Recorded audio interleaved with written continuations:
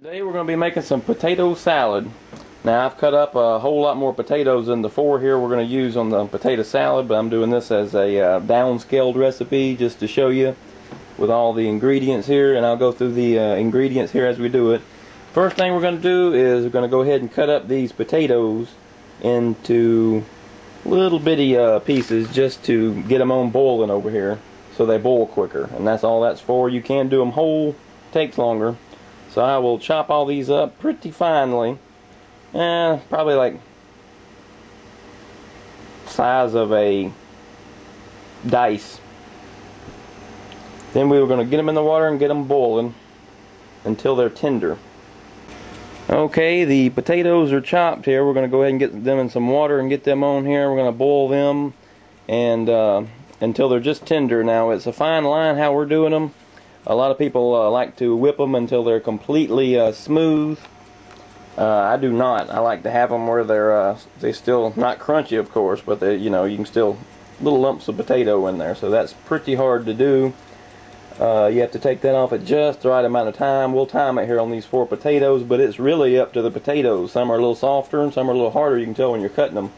Got the eggs on. You're only going to need 4 eggs here, boiled.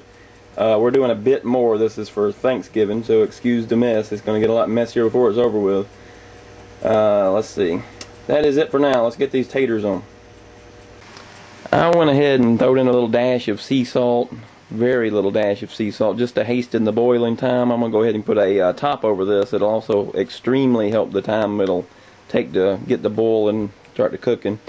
When this reaches a boil, I'm going to turn it down to about medium-high, just so it'll be a very low boil. Alright, our mashed potatoes here is done. Going to go ahead and run these through a strainer right now, and I'll get them in a bowl and show you the tenderness level that I was going for here. Here they are all strained. This is about the right tenderness I was going for here. Let's see if this can get up in here on the camera. The fork goes through them pretty easily here.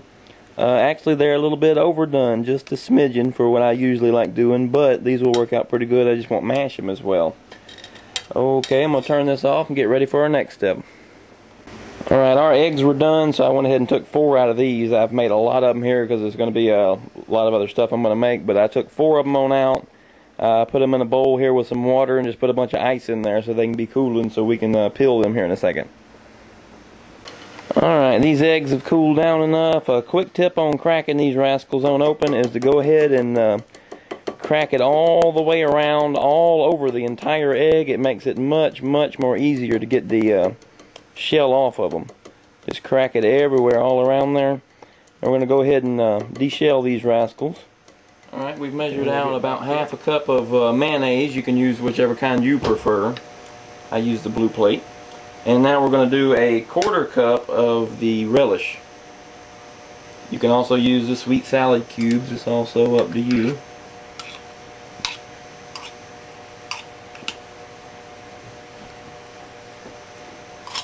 We're going to mix all this in with our mashed potatoes.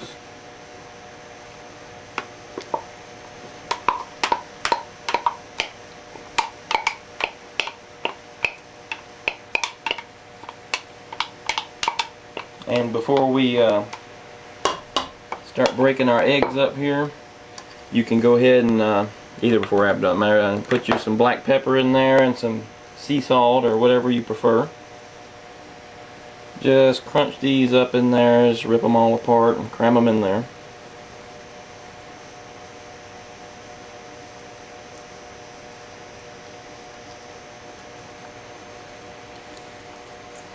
Now we're going to get a masher and just mash all of this together, and that will be the time now if you want to add the pepper or salt for taste to go ahead and do that in. Just a sprinkle of each one.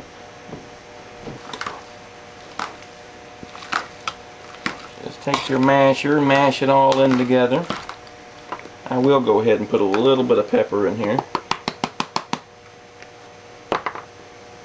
Just another dash of sea salt.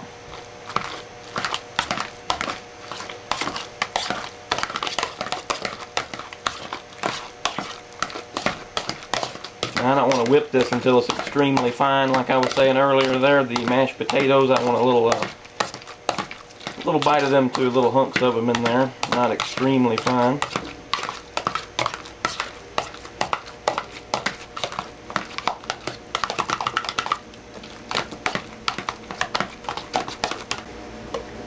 Got this all decently mixed together. Now we are going to add 2 tablespoons of mustard. This is just regular old yellow mustard. Now I'll probably sneak back when no one's looking and add another tablespoon or so, because I love me some mustard. Now we're just going to mix all that up in there, and that'll give it its nice little color and the little taste action going on there, a little zing in the taste.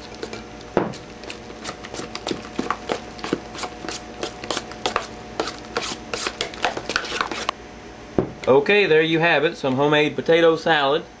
I like to eat mine chilled, so I will put a top on this and stick it in the refrigerator probably overnight, because this is going to be served tomorrow for Thanksgiving, and I'm going to actually add a lot to this here too and make it more, because we're going to need a lot more than that. But that right here is enough for, shoot, plenty of people just by itself though. Thanks for watching.